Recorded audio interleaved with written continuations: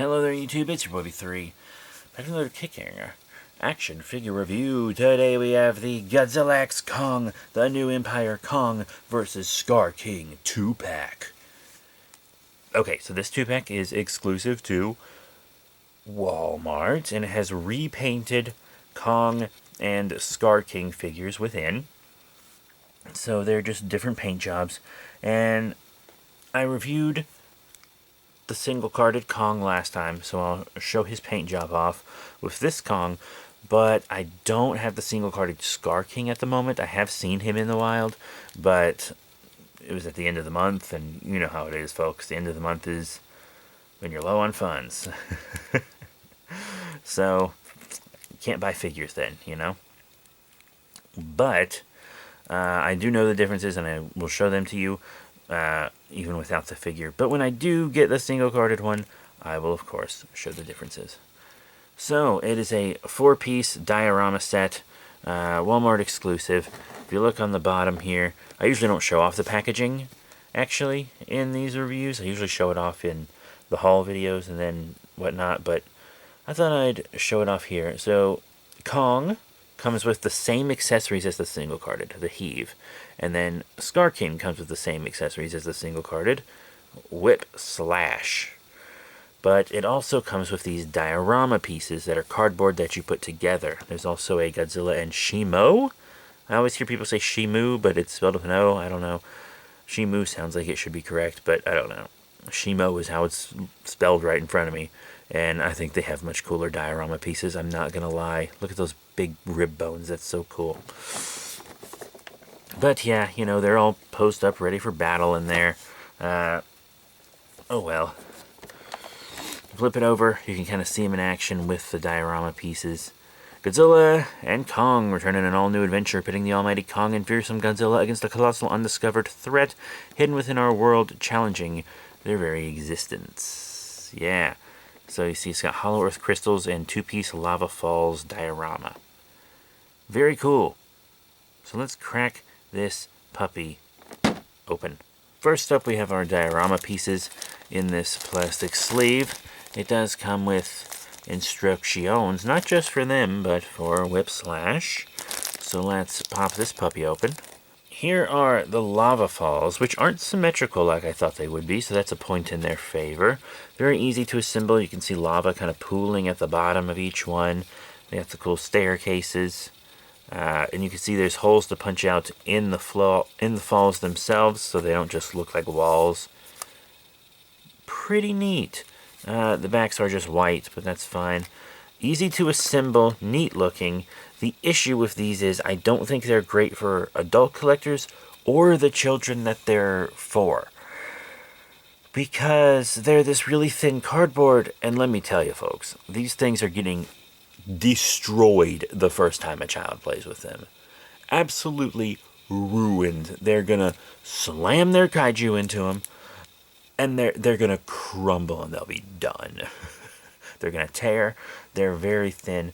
These diorama pieces probably aren't even gonna last very long in a lot of adult collectors' collections. Maybe they'll put them out on the shelf or something, but someone's cat's gonna grab them, or a lot of adult collectors might just not even put them together at all. They might just want the figure variants.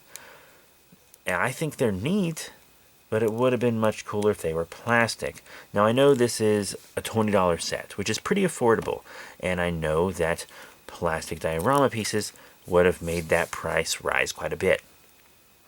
But I do think it would have made it much more worth it. And it would have been a selling point to people that don't care about the figure repaints.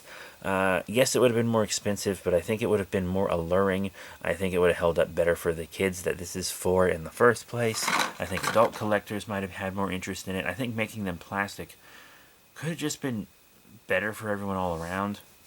Well, better for everyone except the environment. The hollow earth crystals are neat too. They're purple, which is my favorite color, and they are different. They're different structures, which is nice, easy to put together. Once again, the main issue, they're going to be destroyed during playtime.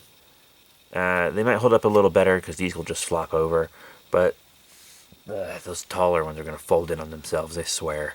Now for the part of the review you actually care about, the figures themselves. First up, the most anticipated of the figures, the Heave.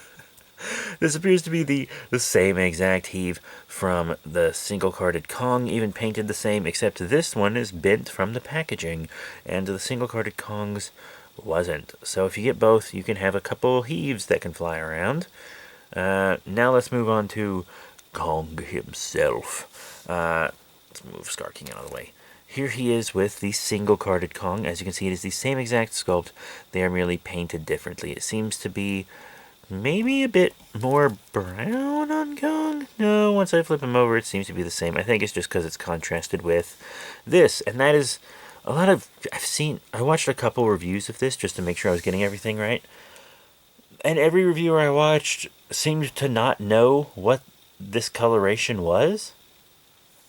And fellas, it's the glow of the molten rock. It's the glow of the molten rock, fellas. I remember Mattel made kind of a magma glow doomsday figure or something like that back in the day. Always really wanted it, never got it. One of these days, though. One of these days. But, you know, the Beast Glove seems to be painted the same. He just kind of has this big-time let-down Spider-Man kind of glow on him, to reference a YouTuber that I actually don't like, believe it or not. But it is neat. A lot of kids could call this like Burning Kong or something to go with Burning Godzilla. I think that would be really cool. It's just a neat little change, you know? It's just something different, and I like that. But other than that, he's really the same as the other Kong. Articulation-wise, also the same. Side to side on the head, in and out on the arms, with biceps swivel and bend. You can bend back a little too. This hand has a rotation, but this hand does not because of the glove. It looks like there's a joint here on the waist, but there isn't. Forward and back on the leg, rotation on the leg, and a knee bend. So the articulation is fun. You know, very fun. And he has holding hands, but nothing to hold, which is normally a pet peeve of mine for adult collectible figures, but not so much for kids' figs, because kids can put anything in those hands, you know, the tail of a kaiju, or even the Heave. I don't think he's designed to hold the Heave, but he can, in case you want to smash the bad guys with it, you know? Kids can think of anything. Their imaginations are truly a blessing, and I envy them every day. Anyhow, let's move Kingu Kongu to the side and bring out Skar King. Now, what's different about this Skar King than the single-carded one is the brown. All this brown on him is not on the regular figure, nor is this brown on Whipslash. I keep wanting to call it Whiplash. Ugh. I know that's like the play on words they're going for, but still, it's like, I want to call it Whiplash so badly.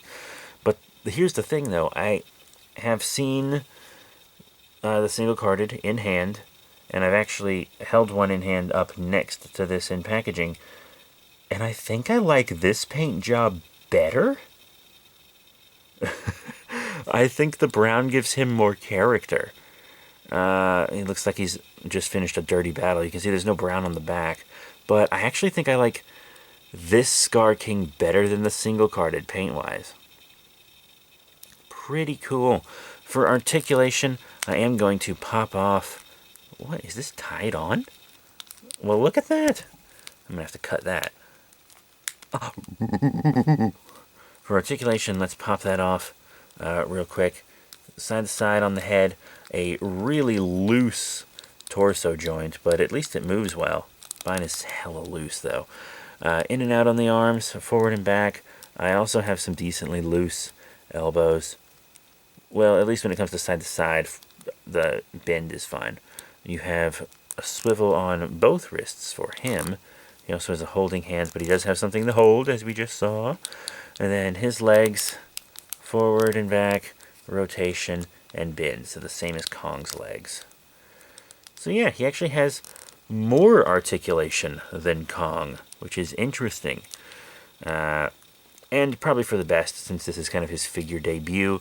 And then we also have Swip Swish. Swip Swish. Whip lash, for Christ's sake. His trusty weapon. And the thing about this weapon is, I kind of, in my head, am thinking, hey, is this a Godzilla spinal column? Maybe? And is that a Godzilla jaw? Has he killed a Godzilla? Or at least a member of Godzilla's species. I know they all have different names, because there's that racist name they gave the one in the graphic novel. The racist H.P. Lovecraft name. But he holds Whip Slash just fine. It's got enough bendability to it, so that... Oh, that's got a ton of playability. Look at that. That's good movement.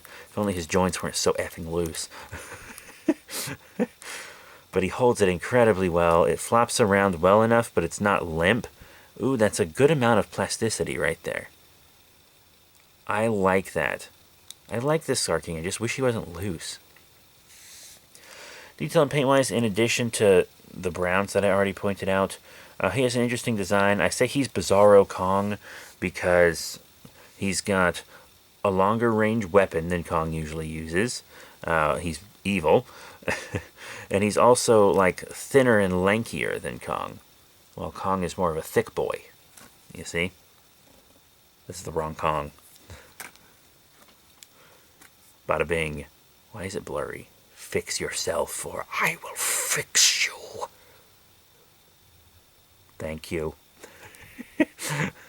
So, and then Whip Slash, when you want it back on him, you can just come around, and it pops in super easy. It pops out easy too, but not too easy. So this is actually a really good accessory, and it stays on him pretty well, it seems. This is a really good accessory. It doesn't get in the way of articulation. Oh my gosh. Okay, that's a fantastic accessory. That's really cool. Chewbacca looking ass. Oh, I dig it. I just wish he wasn't so loose. Otherwise, I'd be a huge fan of this guy, figure-wise. YouTuber Ultrazilla said he wasn't a fan of his design, but I think that's just because they have the same haircut. Also, that's face paint, right? Because in the trailer, he didn't have that red line. I think that's like tribal paint, because we've seen him do the red handprint. That's interesting. That's extremely interesting to me. Now, let's get into everybody's favorite part. Size comparisons. Yeah. So, these guys are about 6 inches. Yeah. So, let's compare them with a 4-inch figure. That makes the most sense to do. Sorry. Here they are with a 4-inch Trendmasters Godzilla, Blue Spines version. Obviously, they're way too big for this Godzilla. That will not work. Let's move him to the side. Now, how about a Bandai Creations figure? How about my favorite Godzilla foe? Gigan. Yeah, this is a re-release of the Bandai Creations Gigan. I think this is fine. Gigan's a little big for them, maybe, but, you know, the villains should be a little bigger a lot of the time. I think he looks fine with them. Now, how about a Bandai Japan figure? This is the Movie Monster series Kaiser, or Monster X from Godzilla Final Wars. Now, this guy, I would prefer him to maybe actually be a little smaller with them, because he gets big when he transforms. But, I mean, they're technically at eye level. So, no, you know what? I think they might actually be the perfect size. I think I judged too hastily. Yeah, they actually look great. Magnificent. I would, normally when I review a 2-pack and I do size comparisons, I'll put them off to the side and then put whatever I'm comparing with here. And that works great with, like, Marvel figures. But it doesn't work super great with all these tail-having kaiju. I just gotta say. Because next I want to show them off with the NECA 2019 Godzilla. Since he's articulated, I can kind of move his tail out of the way at least. And he actually looked pretty good with Kong in the last video, I think. And I think he looked pretty good with Skar King here too. Very nice. And of course I need to show them with another Monsterverse toy. And it's going to be a Playmates GVK toy, not GXK. Battle Mecha Godzilla. All those other figures I just showed you I've reviewed except for the little Trendmasters Godzilla. But this guy I have not reviewed. But it's coming soon. It might even be my next review. Not entirely sure yet. But I think he's perfect with them. So he's going to scale well with other Playmates Kids 6-inch figgies. Very fun. And then I guess here they are with the other Kong. Not that it's really super necessary, but there it is. And since I display dinos with kaiju, and kaiju are heavily inspired by dinosaurs, and Kong in past incarnations has lived alongside and fought dinosaurs, here they are with the Mattel Hammond Collection Jurassic Park 3 30th Anniversary Amazon exclusive female Velociraptor. Just to kind of give you an idea of what they might look like with some of your dinosaur figures.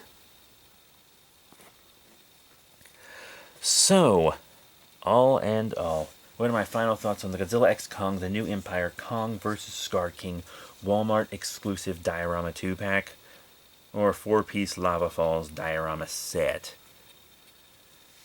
The diorama pieces are cool. I just wish they were plastic. They would have held up better for kids. They would have been more interesting for adults.